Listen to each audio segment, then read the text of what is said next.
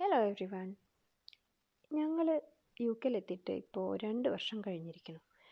ഇന്ന് ഞങ്ങളുടെ മകൻ്റെ രണ്ടാമത്തെ ബർത്ത്ഡേ ആണ്. ആദ്യത്തെ ബർത്ത്ഡേ എങ്ങനെയൊക്കെയോ ഞങ്ങൾക്ക് അവന് സെലിബ്രേറ്റ് ചെയ്യാൻ പറ്റിയില്ല. അതുകൊണ്ട് സെക്കൻഡ് ബർത്ത്ഡേ ഞങ്ങൾ സെലിബ്രേറ്റ് ചെയ്യാമെന്ന് വെച്ചു. അത് നമ്മൾ കുറച്ച് പേരൊക്കെ മാത്രമാണ് നമുക്കിവിടെ അറിയുന്നത്. അപ്പോൾ അവരെ വിളിച്ച് നമുക്കൊരു ബേബി ഷവർ ഉണ്ടായിരുന്നേ 2 വർഷം മുന്നേ.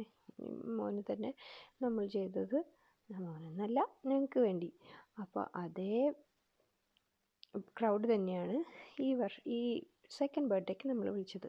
ക്രൗഡ് എന്നൊന്നും പറയാനില്ല, നമ്മൾ ചെറിയൊരു ഫാമിലി പോലെ ഒരു 10-25 പേരൊക്കെ ഉണ്ടാവും, അത്ര പേരേ ഉണ്ടാവുള്ളൂ. അങ്ങനെ ഒരു കുഞ്ഞ് ഗാദറിങ് ചെയ്തു. അപ്പോൾ അതിൽ ആദ്യം കരച്ചിലൊക്കെ ആയിരുന്നു. പിന്നെ കുറച്ച് കേക്കും ഇതൊക്കെ കണ്ടപ്പോൾ മേളിൽ കൊക്കുമലനെയൊക്കെ കണ്ടു. അതിൻ്റെ അടുത്തൊരു കുഞ്ഞ് എലിഫൻറ്റിനെയൊക്കെ സെറ്റ് ചെയ്തിട്ടുണ്ടായി. അപ്പോൾ അതെല്ലാം കണ്ടപ്പോൾ അവൻ ഹാപ്പിയായി. അങ്ങനെ അവൻ കേക്ക് മുറിക്കാൻ സഹകരിച്ചു. ഞങ്ങൾക്ക് മോളും ഉണ്ട്, അവൾക്കിപ്പോൾ 4 വയസ്സ്. അപ്പോൾ അവളുടെ ബർത്ത്ഡേ നമ്മൾ ഗംഭീരമായിട്ട് സെലിബ്രേറ്റ് ചെയ്തു. അത് കഴിഞ്ഞാണ് നമ്മൾ UK വന്നത്. അപ്പോൾ ഞങ്ങളുടെ ഒരു ആഗ്രഹം സാധിപ്പിച്ചു എന്ന് വേണമെങ്കിൽ പറയാം.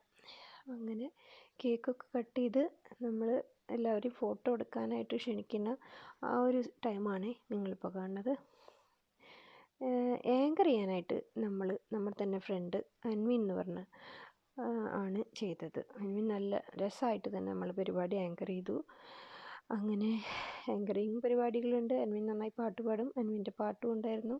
പിന്നെ ചെറിയ ചെറിയ കലാപരിപാടികൾ ഞങ്ങളപ്പം തന്നെ തട്ടിക്കൂട്ടിയ കുറച്ച് പാട്ട്, പിന്നെ ഒരു ഡാൻസ് ഒക്കെ അപ്പം തന്നെ സെറ്റാക്കിയതാണ്. എല്ലാവരും സഹകരിച്ചു എന്നുള്ളതാണ് എൻ്റെ പ്രത്യേകത.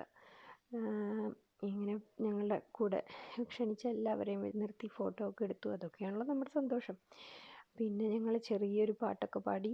അപ്പം തന്നെ അപ്പം തന്നെ ഞങ്ങൾ പാടി, അപ്പം തന്നെ പ്രാക്ടീസ് ചെയ്ത് അപ്പം തന്നെ പാടി.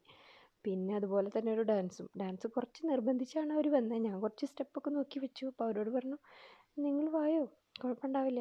അവരെ നിർബന്ധിച്ച് ഞാൻ വിളിച്ചുകൊണ്ട് വന്ന് കളിച്ചതാണ്. പക്ഷേ എല്ലാവരും വന്നു, ഒരു ചെറിയ സന്തോഷം, അത്രേ ഉള്ളൂ. നെക്സ്റ്റ് ടൈം കുറച്ചും കൂടി ആർമാദിക്കാമെന്ന് വിചാരിച്ചിട്ടുണ്ട്.